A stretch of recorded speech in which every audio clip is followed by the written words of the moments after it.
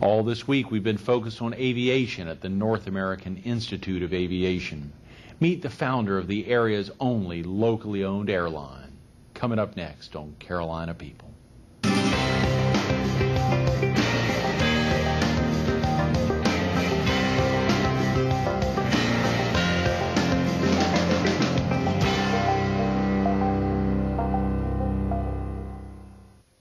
Good morning. Welcome to Carolina People. This morning we're at the North American Institute of Aviation. We're focused on naturally fresh foods, and we're visiting with its founder and chairman, Robert Howell Brooks. Good morning, Bob. Thank you, Greg. Good morning.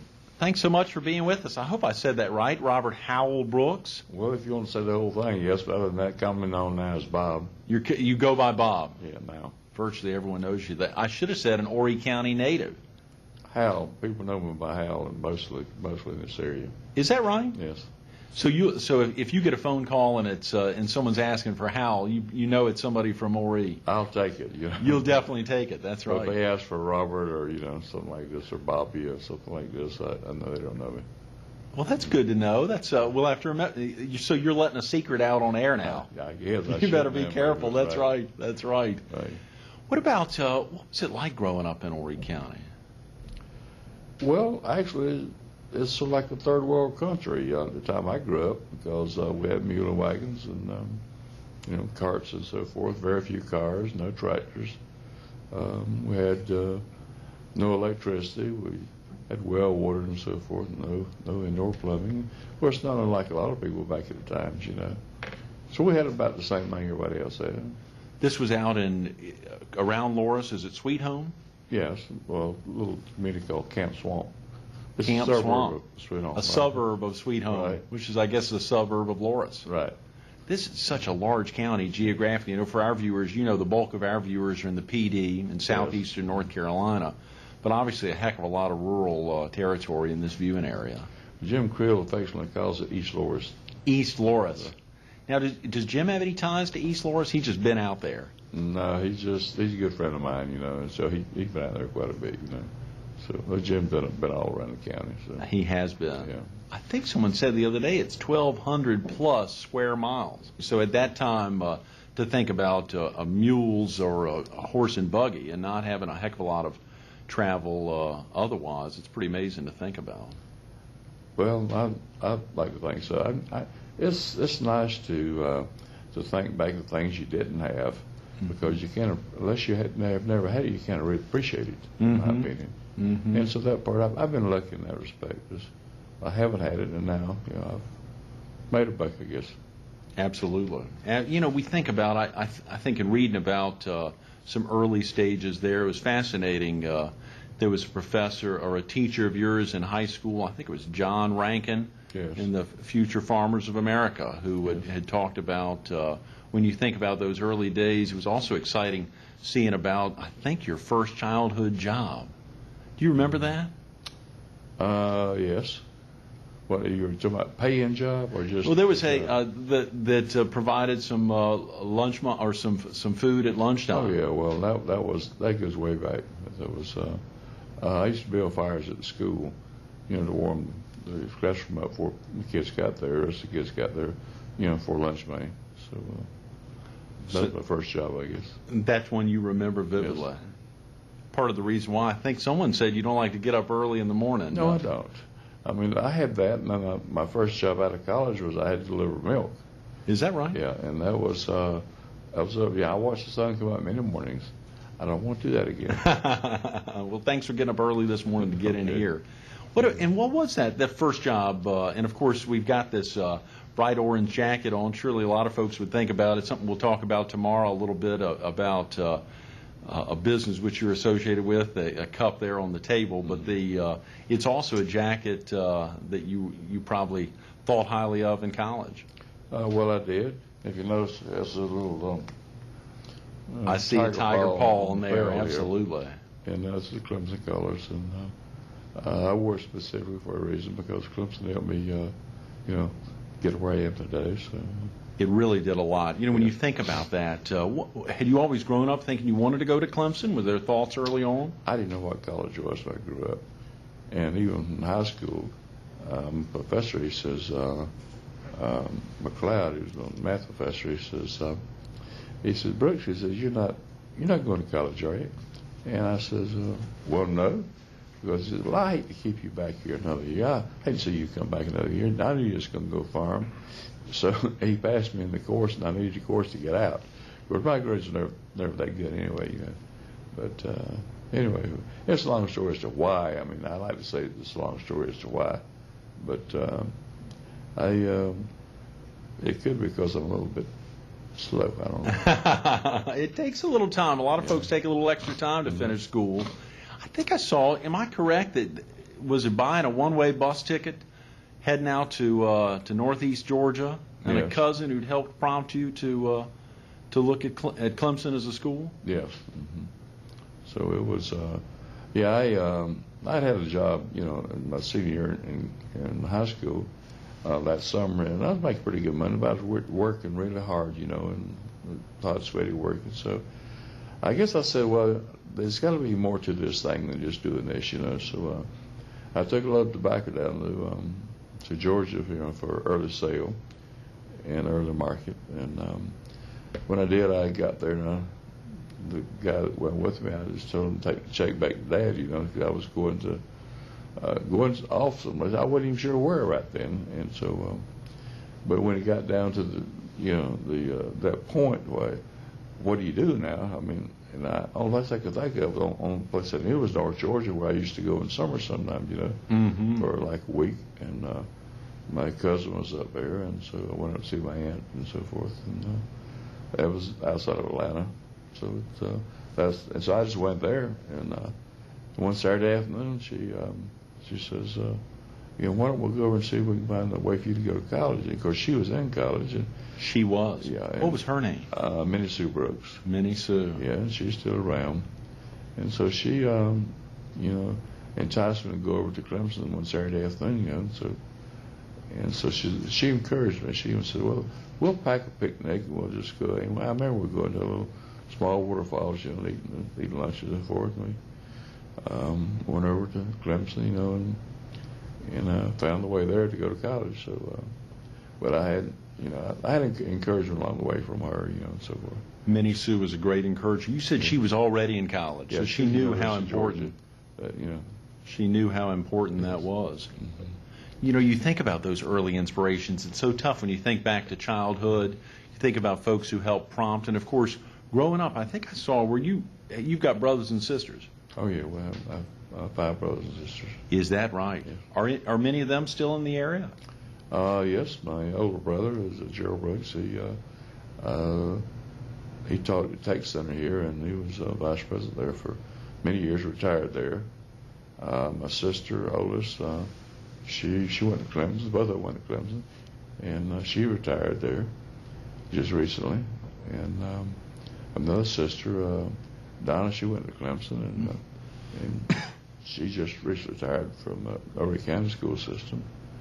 So there's a long, I guess, history of folks family, heading up to Clemson. You right. set the trail for folks to head up there. Were you the first then heading up there? Well, actually, it was my uncle. Uncle Bill, we used to call him Uncle Reuben, and he went to Clemson, and his brother went to Clemson. As a matter of fact, I guess that's what started. His brother went to Clemson, and he got killed in service. And we have still close ties to that. Mm-hmm. So it was, and that was the start. Other than that, there was nobody had been to Clemson. Mm-hmm. And that's obviously a big deal for a heck of a lot of folks. To think it's so tough to imagine getting off of, as you said, that early teacher saying you're just going to stay on the farm, you're not going anywhere, so I'll go ahead and move you on so you can get out of here and get out into the field. Yeah. That mindset, I imagine for a heck of a lot of folks, it's difficult to think about going off to college. Well, it is. It wasn't me when I got to college. When I finally got there, well, now what are you going to do? Mm-hmm. And I didn't have a lot of mindset as to what I wanted to be in the future and so forth. I just wanted to.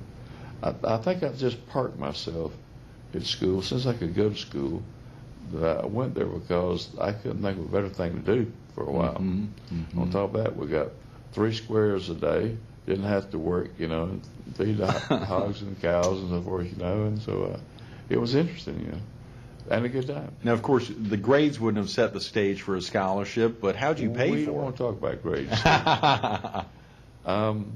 Well, that Saturday afternoon that I went to Clemson, of course, not many people around Saturday afternoon, so I went to Tillman Hall, and there was two people walking down the steps, and so I went to this one gentleman, which turned out to be Walter Cox, The dean of students, Walter Cox. and so I asked him, did he know any way I could finally go to school? I didn't know enough about. I thought, if you had the money, you could get to school. So, and that's the approach I took.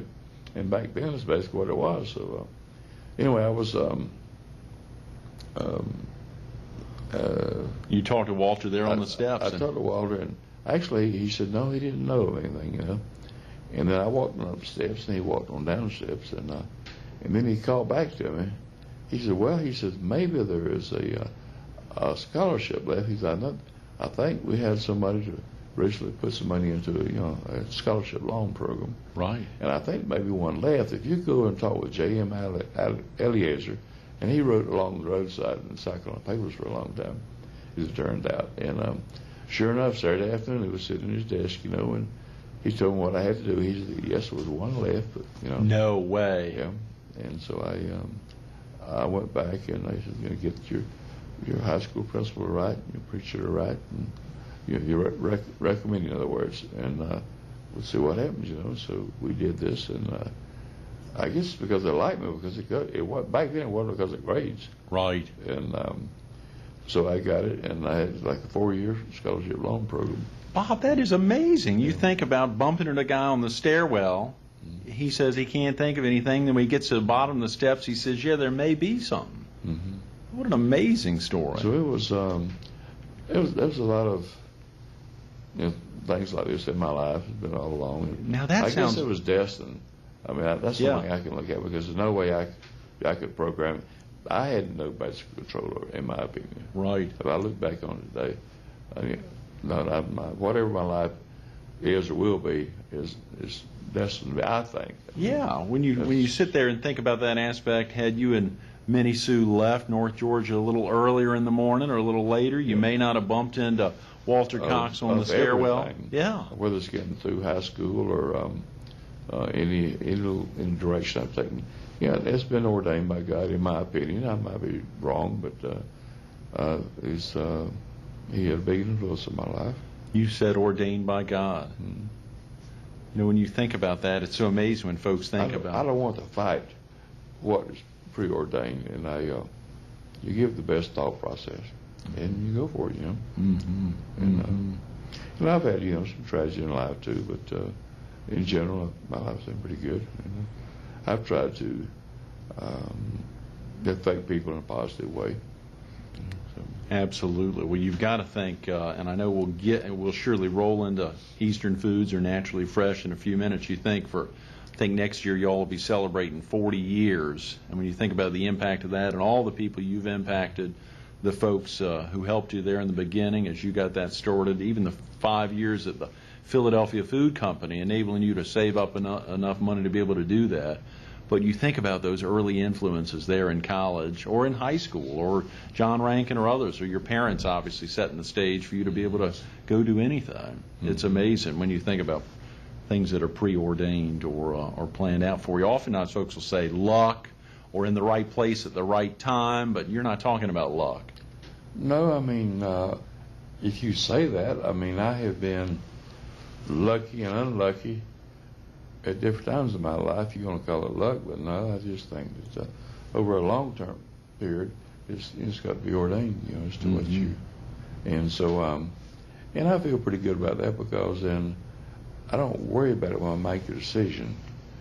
That I give my best thought, best consideration, and then the rest of it's left up to God anyway. Is left up to God. Was that an influence that was set in you by your parents at an early age, you think, or? Yeah, I had some that come along.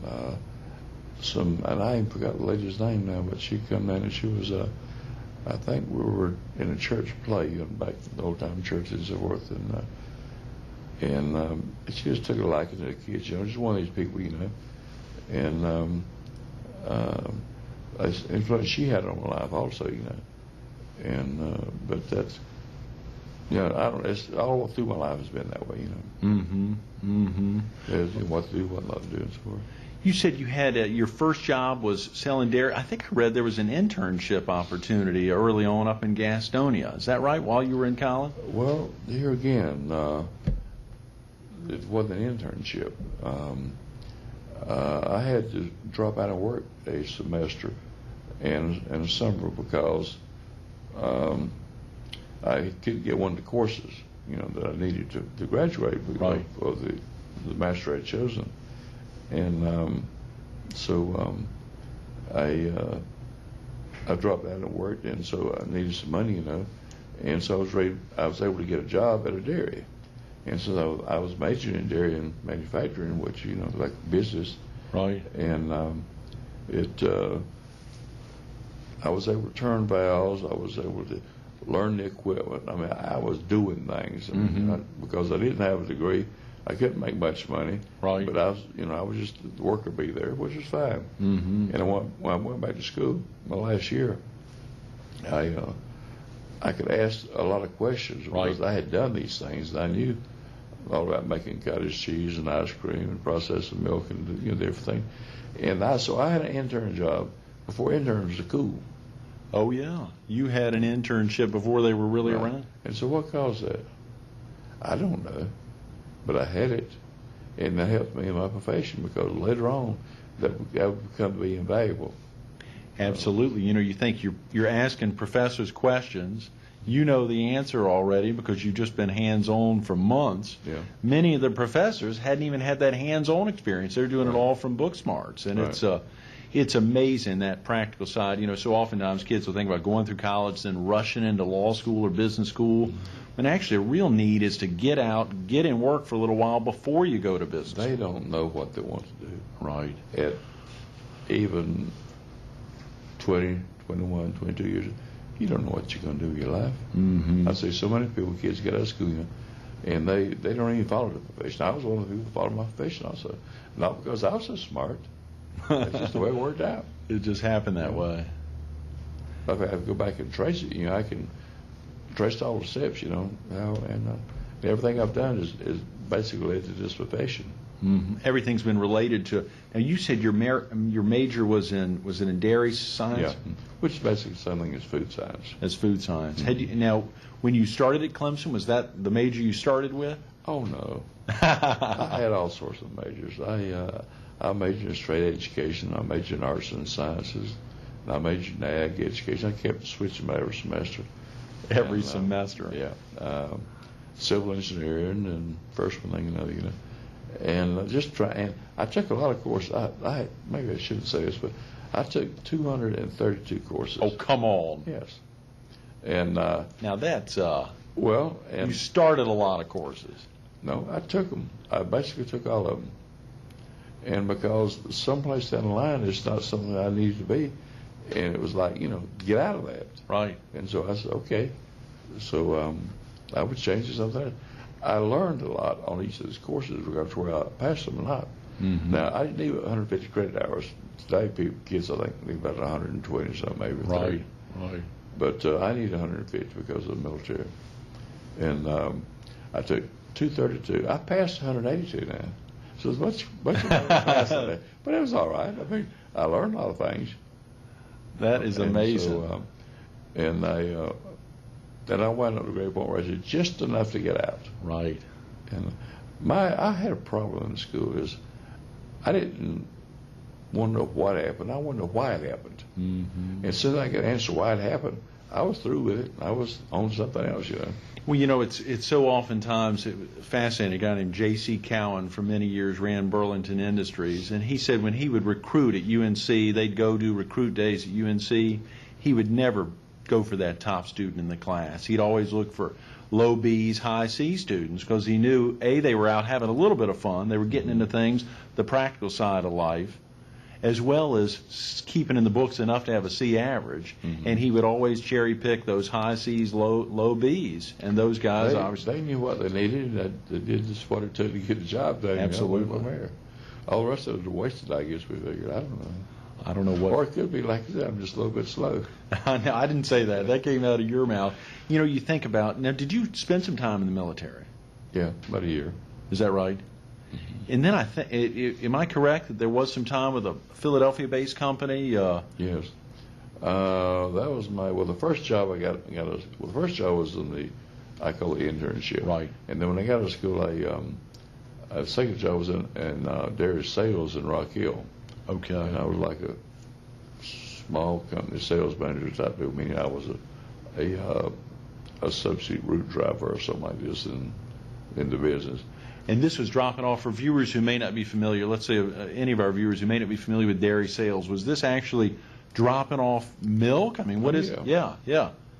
I walk up to the house, early in the morning. I had my tray there, and I would deliver milk, cream, butter, cottage cheese, whatever, eggs, anything, to sell.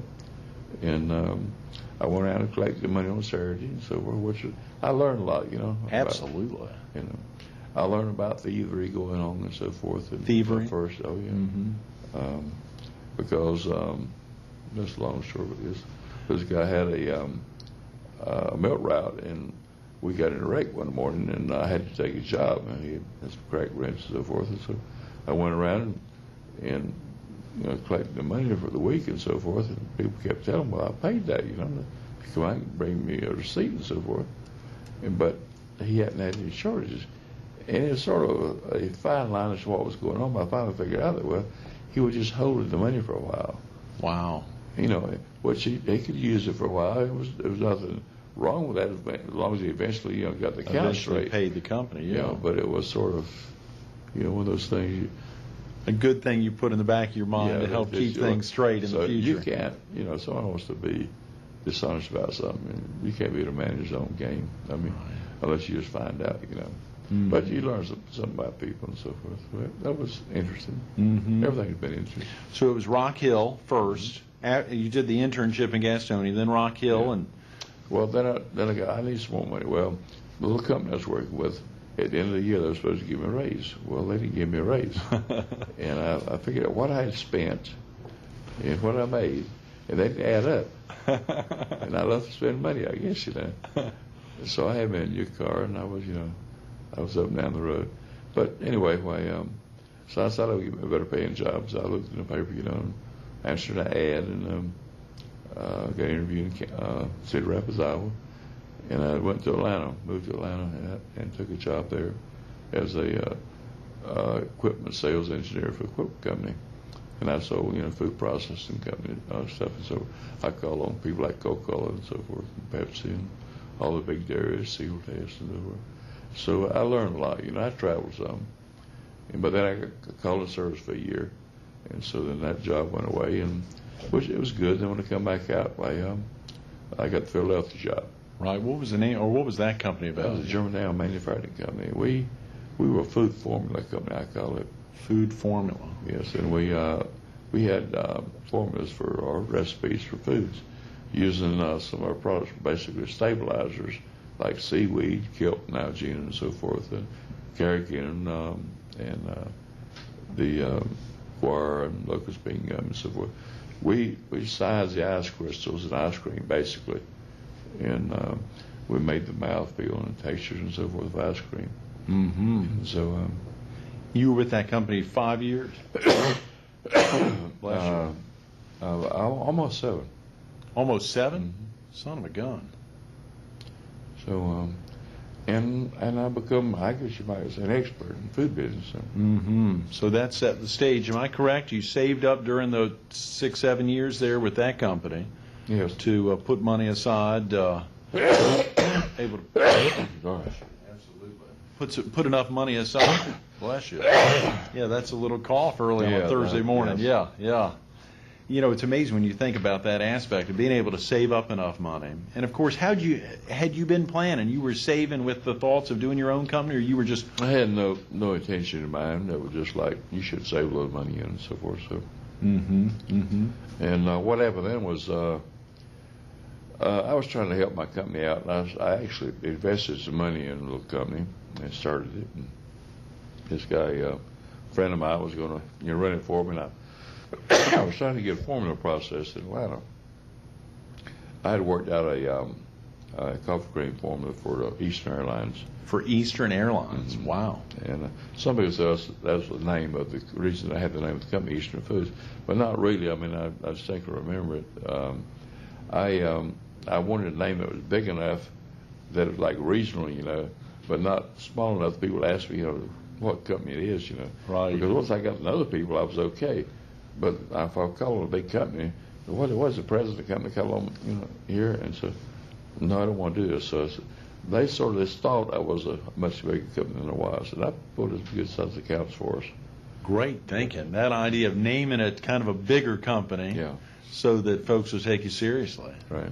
I'll have to keep So I that in remember mind. the first big account, I guess, was Red Lobster years ago. Red Lobster. Yeah, and they had about, I'd say they had about 11, 12 stores, something like this, restaurants.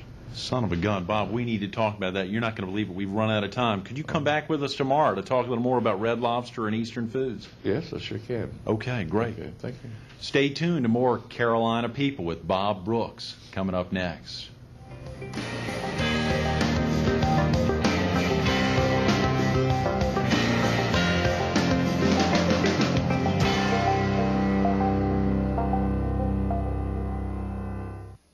Growing up in a suburb, a sweet home, you can see why he says the small things in life are oftentimes the sweet things. That aspect of growing up on a 100-acre farm just outside of Loris, the second of 6 children. His company's celebrating 40 years next year. You want to learn more about it, you got to come back tomorrow morning. Bob Brooks, Part 2.